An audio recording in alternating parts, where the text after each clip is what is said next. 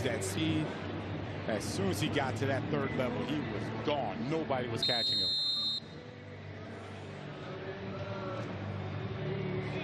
And Beatty, rookie out of Illinois, back deep for the Titans. And he takes it out from 2 yards deep. Beatty across the 25. We head down to Megan with Sam Darnold. Well, thank you so much, guys. Sam, a lot of offense this game already. Drew execute the way that he is, the entire offense right now. It's incredible, man. Just, you know, we put together a little bit of a plan, and they're executing it perfectly. They certainly are. Before we continue to look forward, I want to take a look back. Super Bowl champion Sam Darnold. How did you live in that moment? How do you look back on it now that it's a couple months removed? Yeah, I mean, it's, you know, you have some things come up, and obviously we'll have the, you know, banner come down the opening day. So, like, there's little things that you got to compartmentalize a little bit, you know, when things come up. But at the end of the day, like, our team's so good about locking in on the things that we need to get ready for this season, and that's just what we're doing here in camp. So many of the key players stayed on this team. You've got like an embarrassment of riches when it comes to receivers, really your offense in general. What's it been like sharpening those connections? Yeah, it's been great. You know, like you mentioned, we have a ton of guys that can make plays. So just to have a lot of guys back, obviously lost some guys, but you know, we have a lot of good guys that, you know, like the rookie running back, Darian Price has been showing up a lot in camp so far. So, you know, we just got a lot of good weapons, and it's fun for me to be able to utilize those guys. And then our offensive line, they just continue to work and do everything that they can to make us better as an offense. Speaking of continuing to work, Coach McDonald just praised your evolution from last season into this one. He said you are making all of the right decisions with the ball. I mean, how would you assess where you were at maybe the beginning of last season to where you are now? Yeah, you know, I feel like every single year I've gotten better. You know, you just learn a ton. I've learned a ton from my experiences, whether good or bad. So, yeah, and then just all the work that I put in, things that I didn't do well last year, and continue to try to, you know, strengthen my weaknesses a little bit, and then strengthen even my strengths. So, but yeah, it's been a great offseason that way, and just excited to kick it off here pretty soon. What would those weaknesses be, Sam? I think for me, like, just moving in the pocket, you know, I feel like when I get to 1 and 2 in the progression, I'm pretty solid. But when I get to 3 and 4 and sometimes my back, just being able to keep my feet under me, keeping my base, and you know, making a strong throw when I get further along in the progression. Well, somebody that has praised your throwing abilities is your new offensive coordinator, Brian Fleury. What's it been like working with him? Yeah, Fleur's the man. He's, you know, it's tough to get a response out of him sometimes when you tell a joke or anything like that, but he's very stoic. But it's been really fun to be able to work with him and continue to, you know, evolve our offense from what we did last year, and he's been great in terms of, you know, listening to us as players, and, you know, just have that great combination of, you know, stuff that he's done the last couple of years in San Francisco, and things that, you know, I've done in the past, and things that other guys have done in the past as well. Who is standing out to you in this camp offensively that you just think is doing a great job so far? I got to shout out Montori Foster. I feel like has been having a huge camp for us, and he just continues to not only show up in the preseason games, but in practice as well. And then in the meeting rooms too. Like, he's so locked in and so smart, asking the right questions. So that's just one guy, but we got a ton of guys out here that are, you know, representing us the right way, and he's just one of those guys. Sam, before I let you go, you didn't just win a Super Bowl, you also had another ring. You got married, your wedding ring. Tell me what that was like. Amazing.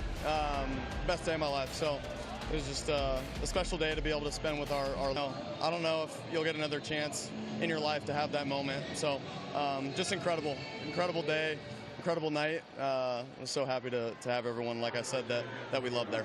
Beautifully said. Thank you so much, Sam. We appreciate your time as always. Good luck this season. Thanks. Kenny, I'll throw it back to you guys. Thanks, Megan. Great job by the Seahawks defense stopping Tajay Spears on 4th down. So Locke and the Seattle offense back on the field. And this pass is picked off. There is a flag.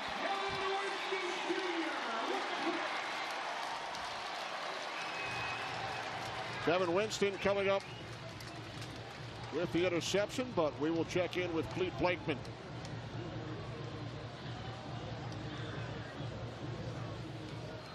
Looks like Cordell Flock. Contact. Defense number 18. He's 5 yards from the previous spot. First down, Seattle.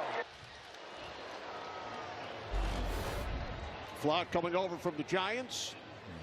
So the illegal contact happened before the throw. He's looking back right now. Kevin Winston makes the play, but that 7-8 yards from the line of scrimmage. So let's take a look at the top. There's Cordell Flott up top, and there's the legal contact. Man, I've seen a lot worse. That was a little ticky-tack. There's Velus Jones.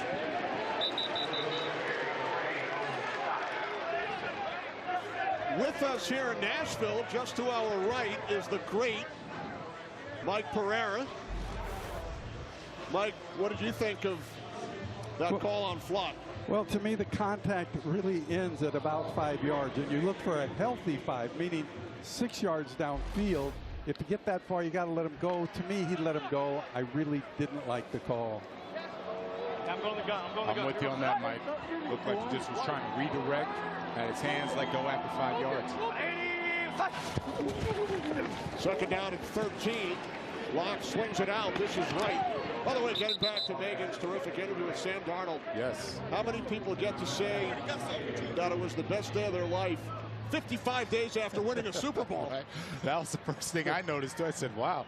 And then you just saw his face light up, right? When we mentioned him getting married, he just lit up, super happy. So very happy for you, Sam Darnold. Congratulations. I mean, what a year it's been for you.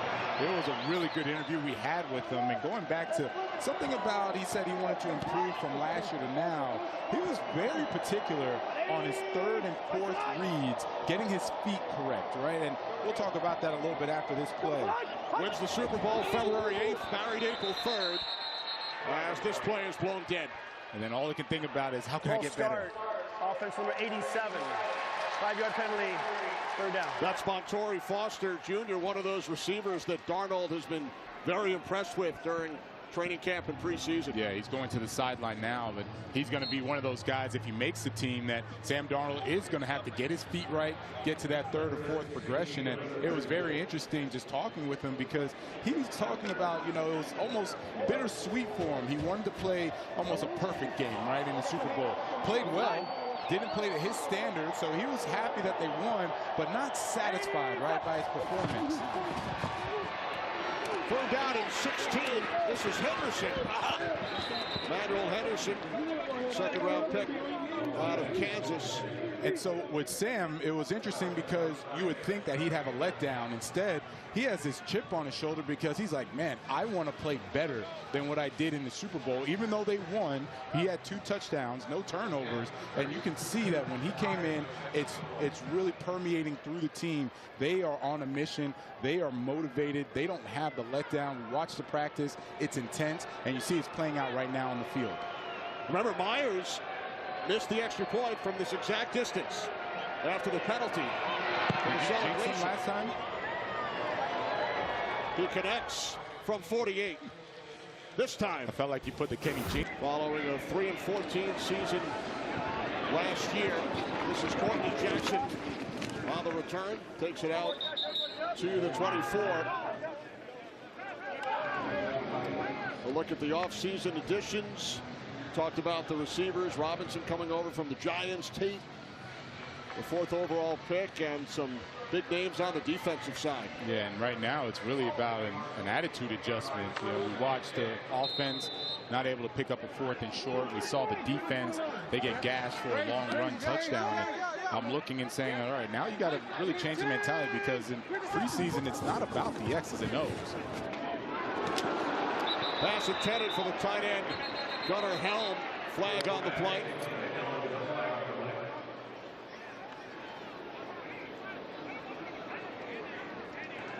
Holding, offense number 51. 10-yard penalty, replay, first down. That's the center, Austin Schlottman. Played for Brian Daboll in New York. Yes, and he came over when, what I mean by it's not about the X's and O's, it's about the mentality. Everyone knows cover 2. Everyone knows, you know, inside run. It's all the same stuff that's going to be run. And it's really the coaches. They want to see, can you play fast? Can you get off blocks? Can you win your one-on-one matchup? Right now, the Seattle Seahawks, they're taking it to Tennessee. They're able to do that. Tennessee has not matched that intensity so far. First down at 20, following the penalty. Pass over the middle, caught by another ex-New York Giant, tight end Daniel Bellinger. And these are the guys that are coming over. They're also going to bring some of that culture, right? They want Dable, Robert Saleh. They want to have some of their guys in the building, understand what it is to play, practice their way. Second down and 12. Ward complete. Spears. Nice tackle made by DeAnthony Bell as we hit a half-minute remaining in this first quarter. And so you see what I mean. The defense isn't complicated. We know Mike Macdonald can get very, very elaborate with his defense, or extravagant with his defense, I should say. It's just guys making plays, getting off blocks, making tackles when they're supposed to.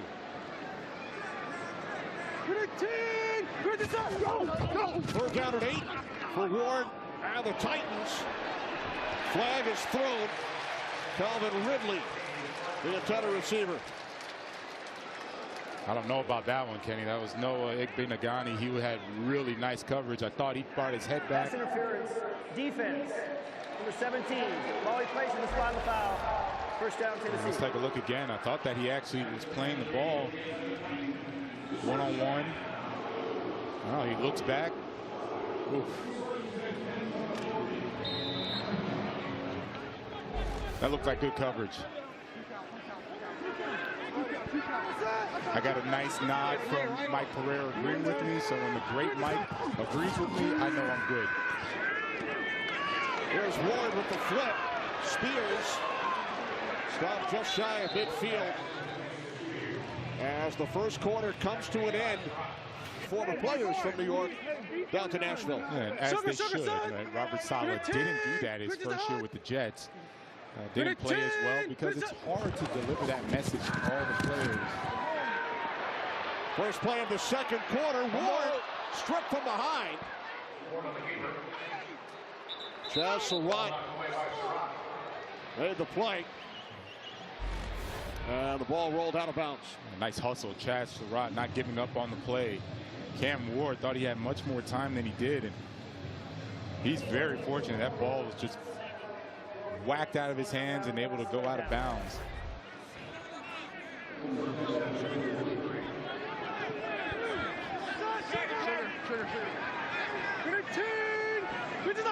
Third down and 7 for Ward and the Titans.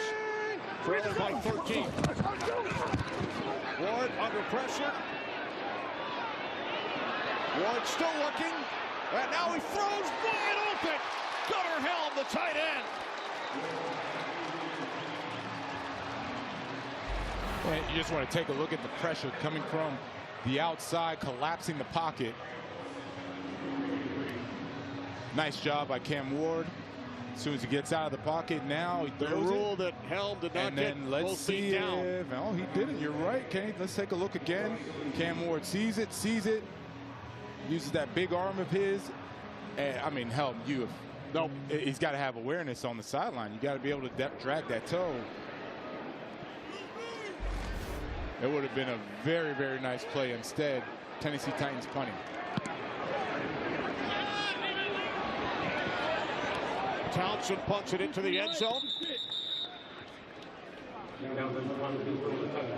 Seahawks offense back out onto the field. They have 2 touchdowns. Getting the start tonight. Seahawks resting their starters once again. Yeah, one thing I've seen Mike Macdonald, Ryan Fleury, offensive coordinator, they wanted to establish the run game. They got that done. Drew Lock has made plays when he needed to. But there was clearly a point of emphasis for the Seattle Seahawks. They said that they want to establish the run. They're going inside between the tackles, and they're frankly just testing the Titans' toughness right now. Wright the carry on first down, gains a yard. Cartier Wright with the 69-yard touchdown run on the Seahawks' second possession of the night. And as I said, this is very encouraging for the Seattle Seahawks. Understanding that they want to establish that run game, they do that. We already know about the weapons that they have on the outside. They're not playing today, but you look at a really, really challenging offense when you can establish a run game, especially when it's between the tackles. Second down and 9 for Lock and the Seahawks. Locke swings it out. Coming back to make the catch is Wright. Well, Megan asked Sam Darnold about the new offensive coordinator in Seattle. There he is, Brian Fleury. Clint Kubiak, now the head coach in Las Vegas. Fleury has coached on both sides of the ball, coached 10 years of college football on the defensive side, worked as a quality control coach in San Francisco in 2019 under Robert Saleh. And then Saleh lost him. Kyle Shanahan moved him over to the offensive side. Yeah, remember Shanahan told Robert Saleh he's too smart. He's coming over to the offensive side. Ever since then, he's been with the offense. Now he's the offensive coordinator. Interestingly, right, he was a quarterback his whole life. Then was told, go play deep, go coach defense. Became the youngest defensive coordinator in college football, 2006. Switched back over to the offensive side. So it tells you what kind of mind he has. He's just a good coach all around. And I know that Mike Macdonald is really happy to have him here, build this offense, and really just create a Seahawks style of offense, right? That's what they're looking for. That's Ricky White, gained 16 yards. Out of Seattle, first down. So Brian Fleury spent the last 7 years with the Niners, the Seahawks' big rivals, and now he's running the offense in Seattle. He told us Friday, I used to hate all these people. That's right. And now I'm working with them. Yeah, still has love for Shanahan and the 49ers. Not when they play, obviously, but he owes a lot of his coaching experience to Kyle Shanahan. Here's Wright, looks like a face mask. Yeah, definitely. 3 flags thrown.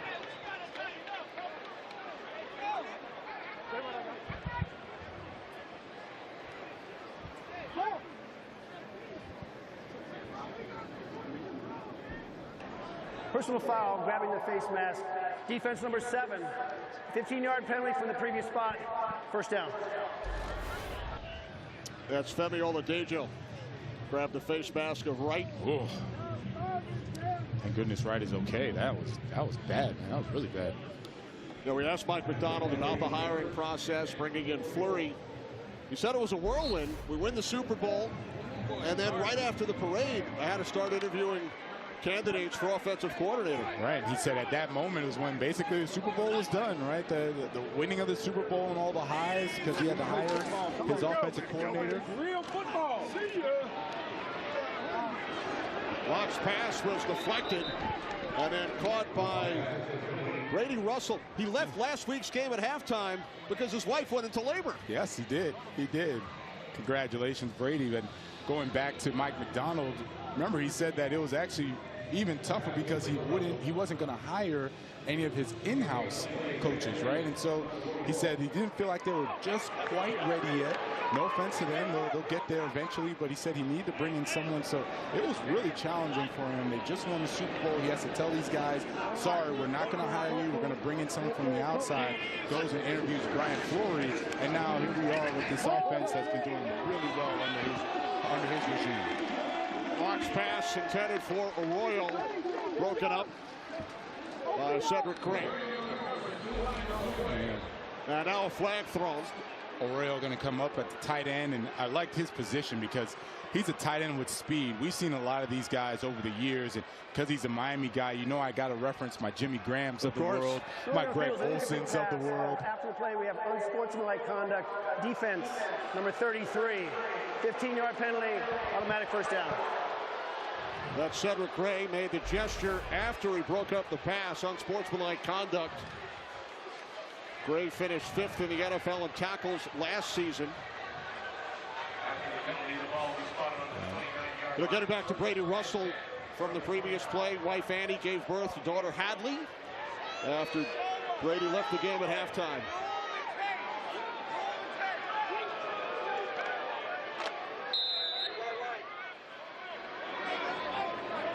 New set of downs for Drew Lock and the Seahawks. From the Tennessee Titans, 29-yard line. With Russell leading the way. Taken to the 28-yard line by Wright. Wright with one of the 2 Seattle touchdowns.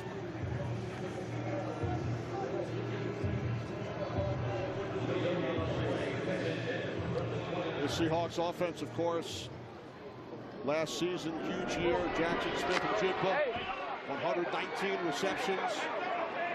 NFL Offensive Player of the Year. There's Locke, pump fake. And now he gets rid of it. And it's Russell who makes the catch. And you think about the offense last year, we don't want to harp on it, but Kenneth Walker was the Super Bowl MVP, so that lets you know how good their run game was. There's Jackson Smith and Jigba. He's been phenomenal for them. Every year you just saw him getting better and better and better. Now he's the guy. He's the man for Seattle, but I keep harping on the run game because that's where all the success is going to come from. And Mike Macdonald felt like Brian Fleury had a really nice grasp of how to execute in the running game, how to utilize the talent, and then open it up for, obviously, his best player, Jackson Smith and Jigba. 3rd down and 7 to the end zone. The diving catch, it's ruled incomplete. Montori Foster attempting to make a spectacular play. He thought he had it.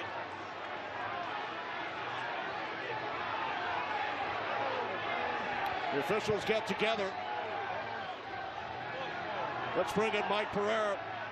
Mike, tell us what you see. Yeah, I think one official had the ball hitting the ground. The back judge in the middle of the field, he actually had the ball hitting the ground, and it is incomplete because he does not have control of the ball as you saw when it hit the ground. So really, back judge with a great look made the right call.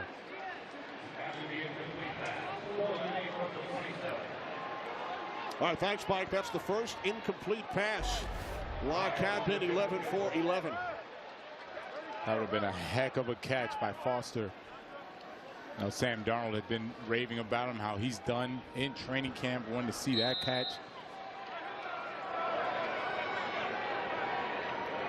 So here's Myers. 44-yard attempt, hit from 48 earlier.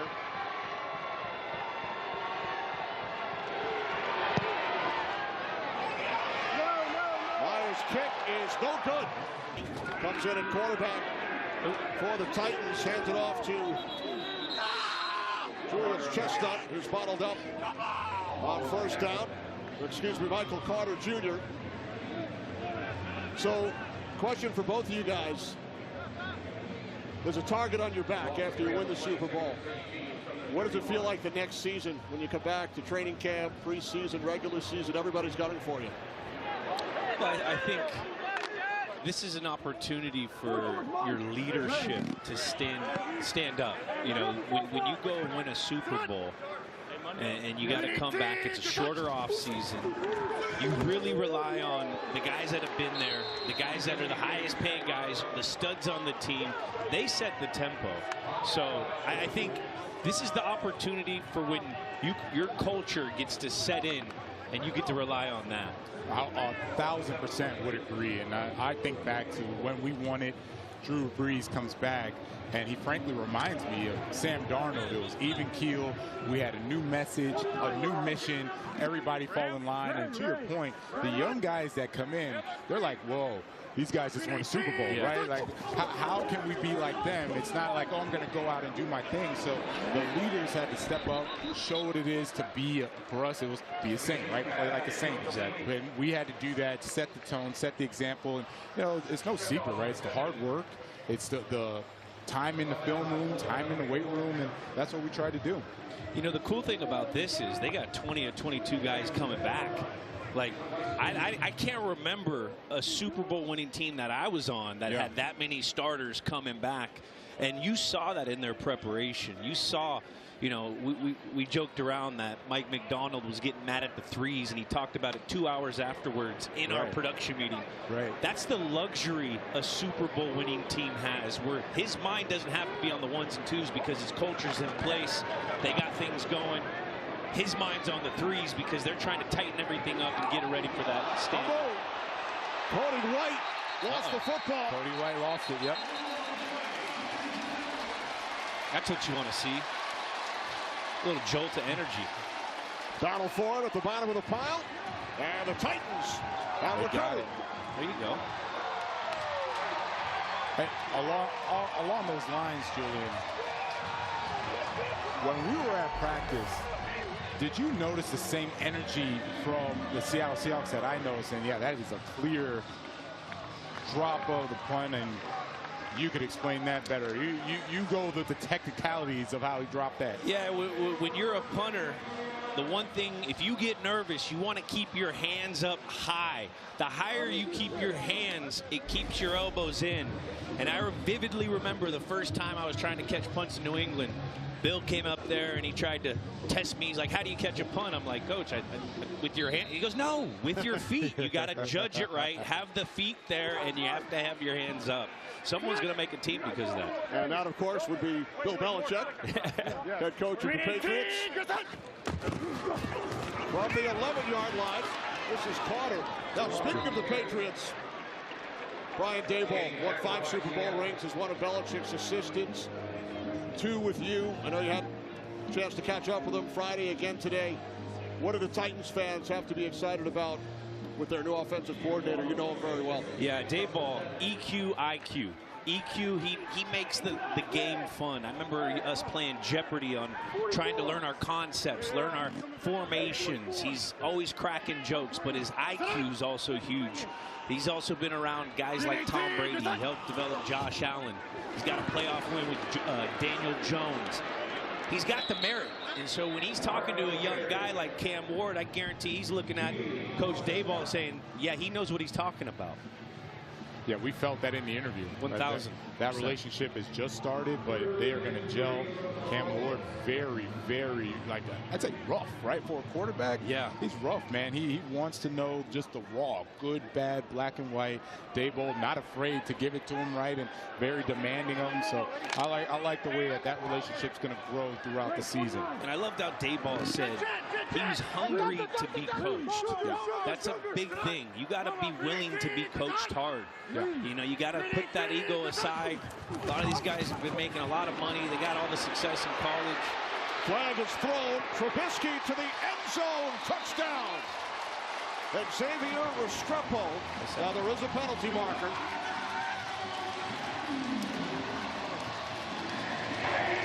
Holding. Offense number 64.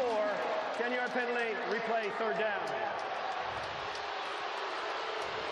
But getting back to that point, you know, he's hungry. Everyone that we talked to on both sides of the ball, they talked about his competitiveness and his hunger. And that's what you want out of your young football player who's going to be the face of your organization for the next few years. Robert Saleh telling us Cam is the first one in the building every morning.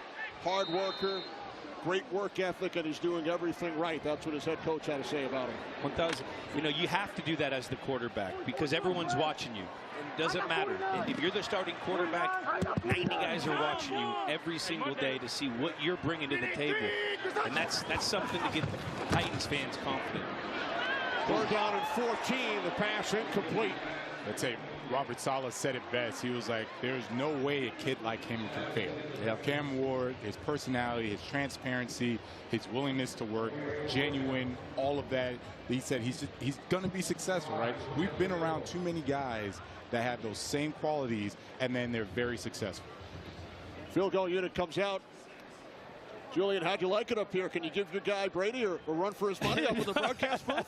No, I mean, just to see all your guys' notes, your all the things that you have at the disposal to get this game right. I mean, now I understand why you guys do such a great job. I mean, you got everything. I got a guy right here. Happens, Julian. I mean, it's cool to experience.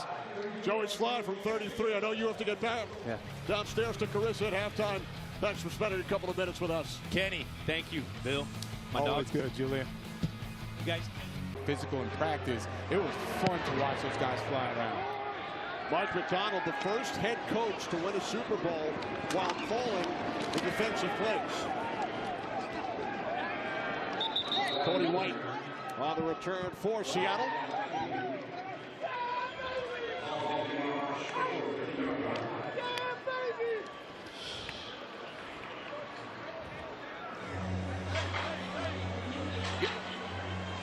Hey, thank you so much, guys. All right, well, Leonard, first of all, the 12s showed up here. They are giving you a lot of love in this crowd today. I mean, we always give a lot of shout out to our 12s. Home field advantage is amazing, but they also travel really well. And you see a sea of blue out here today. There's a lot to smile about today. You know, every time I look on the sidelines, it looks like you're having a great time with a lot of those veterans. You've been really vocal about how playing for Seattle just reinvigorated your love of the game of football. So what did winning a Super Bowl do then? Honestly, I think it kept it the same. We do a great job of keeping it fun here, keeping the competition high, and the love for the game has kind of reignited in myself. I'm sure a lot of the guys out here feel the same way. He does a great job of keeping this motto of being loose and focused in the building, and it means we're focused on the details of the plays and what we have to do, but we're also loose in being ourselves and getting the job differently than ways someone else might do it, you know? And speaking of someone else, you didn't have to bring in someone else for DeMarcus Lawrence. He decided to stay with the team. I see that big smile. You guys have been having a good time on the sideline. What's it like to have him back? It's amazing to have him. I mean, he's year 13. He's one of the only guys older than me on the team right now, and somebody that I myself am still learning from in year 12. I feel like I'm a big part of the reason why he stayed, honestly. You could probably ask him. I try to recruit him and make sure that he stayed here this year. And I was like, hey, man, we have a chance to be a dynasty. Let's just keep rolling with this. And I'm really glad to have him. Absolutely. And from veterans to, fresh talent on the team, who's maybe a guy or two that have stood out for you throughout this camp? To me, somebody I've been saying all camp is Riley Mills.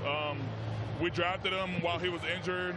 You could tell that he was, honed in on the process. Even though he was injured, he was trying to take up as much knowledge as possible from the older guys, the veterans.